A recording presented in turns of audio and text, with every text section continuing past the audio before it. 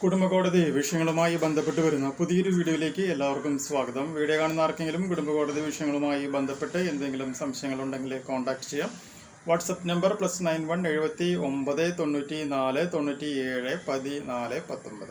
ഒരു വട്ടം വിളിക്കാനുള്ള കൺസൾട്ടേഷൻ ഫീസ് 500 രൂപ ഗൂഗിൾ പേ ചെയ്യാം. നമ്മളിപ്പോൾ ഡിസ്കസ് ചെയ്തുകൊണ്ടിരിക്കുന്നത് law relating to maintenance under Hindu മാരേജുമായി ബന്ധപ്പെട്ട കാര്യങ്ങളാണ് അല്ലേ. അപ്പോൾ നമ്മളിതിൽ ഡിസ്കസ് ചെയ്യുന്നത് ആദ്യത്തെ ഫസ്റ്റ് നിയമമായിട്ടുള്ള ഹിന്ദു അഡോപ്ഷൻ ആൻഡ് മെയിൻ്റനൻസ് ആക്ടിലെ സെക്ഷൻ 18 ആണ് നമ്മൾ കഴിഞ്ഞ വീഡിയോയിൽ നമ്മൾ ഡിസ്കസ് ചെയ്തത്. അതായത് ഒരു ഭാര്യയ്ക്ക് ചെലവിന് കിട്ടാനായിട്ടുള്ള അവകാശങ്ങളും അതുമായി ബന്ധപ്പെട്ട പോയിന്റുകളുമാണ് നമ്മൾ ഡിസ്കസ് ചെയ്തിട്ടുള്ളത്. ഇന്നത്തെ വീഡിയോയിൽ നമ്മൾ ഡിസ്കസ് ചെയ്യുന്നത് ഹിന്ദു അഡോപ്ഷൻ ആൻഡ് മെയിൻ്റനൻസ് ആക്ടിലെ സെക്ഷൻ 19 ക്ലോസ് 1 ആണ് നമ്മൾ ഡിസ്കസ് ചെയ്യുന്നത്. അതായത് maintenance of widowed daughter in law എന്നുള്ളതാണ്. അതായത് ഭർത്താവ് മരിച്ച മരുമകൾക്ക് ഭർത്താവിൻ്റെ വീട്ടിൽ നിന്നും ചെലവിന് ലഭിക്കുവാനായിട്ടുള്ള എന്തെങ്കിലും തരത്തിലുള്ള അവകാശങ്ങളുണ്ടോ, ഉണ്ടെങ്കിൽ അത് എങ്ങനെയെല്ലാം നേടിയെടുക്കാം എന്നുള്ളതിനെ കുറിച്ചിട്ടാണ് നമുക്ക് ഡിസ്കസ് ചെയ്യാനായിട്ടുള്ളത്. ഓക്കെ, അപ്പോൾ സെക്ഷൻ 19 ക്ലോസ് 1 പ്രധാനമായിട്ടും പറയുന്ന പോയിന്റ്സ് എന്തൊക്കെയാണെന്ന് നമുക്ക് നോക്കാം.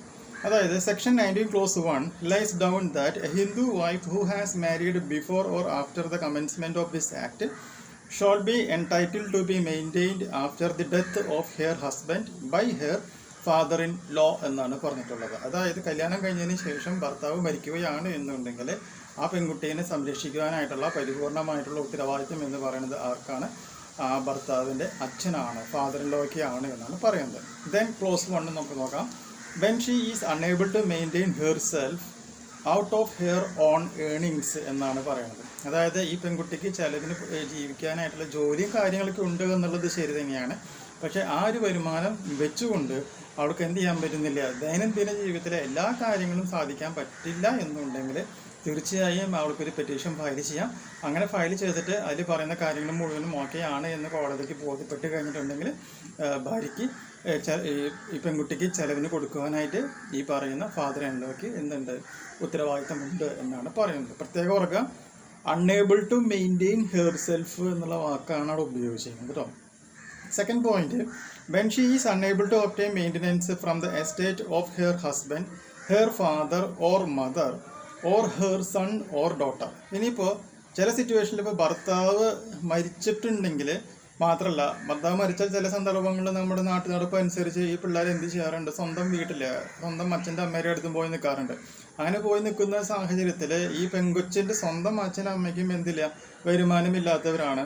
അതുപോലെ തന്നെ അവർക്കൊരു മകനോ അല്ലെങ്കിൽ മകളോ ഉണ്ടെന്ന് വിചാരിക്കാം, അവർക്കും വരുമാനമില്ലാത്ത ഒരു സിറ്റുവേഷനിലൊക്കെ ആണ് എന്നുണ്ടെങ്കിലും എന്ത് ചെയ്യാനായിട്ട് പറ്റും, ഭർത്താവിൻ്റെ അച്ഛൻ ഈ പെൺകുട്ടിക്ക് ചെലവിന് കൊടുക്കണം എന്നാണ് പറയുന്നത്.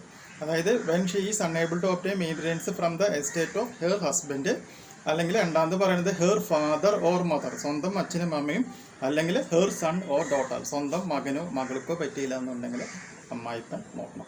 ഇനി സെക്ഷൻ 19 ക്ലോസ് 2 എന്താണെന്നുള്ളത് നോക്കാം. The subsection states those conditions under which the father in law is not liable to maintain his widowed daughter in law.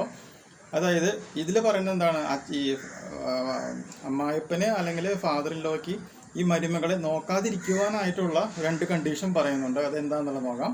When the father in law does not have any means to maintain her from the coparcenary property in which the daughter in law does not have any share.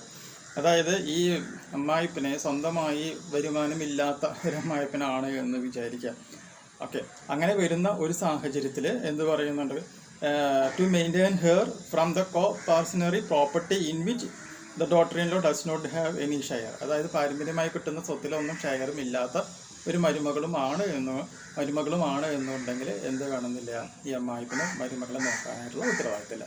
Second one, when the daughter in law remarriage, ഈ പെൺകുട്ടി രണ്ടാമത് ഒരു കല്യാണം കഴിച്ച് പോയിട്ടുണ്ടെങ്കിൽ ആ കല്യാണം കഴിച്ചതിന് ശേഷം നോക്കാനുള്ള ഉത്തരവാദിത്വവും ആർക്ക് വരുന്നില്ല, ഈ പറയുന്ന ഫാദർ ഇൻ ലോയ്ക്ക് ഇല്ല എന്നുള്ളൊരു കാര്യം പ്രത്യേകം മനസ്സിലാക്കുക.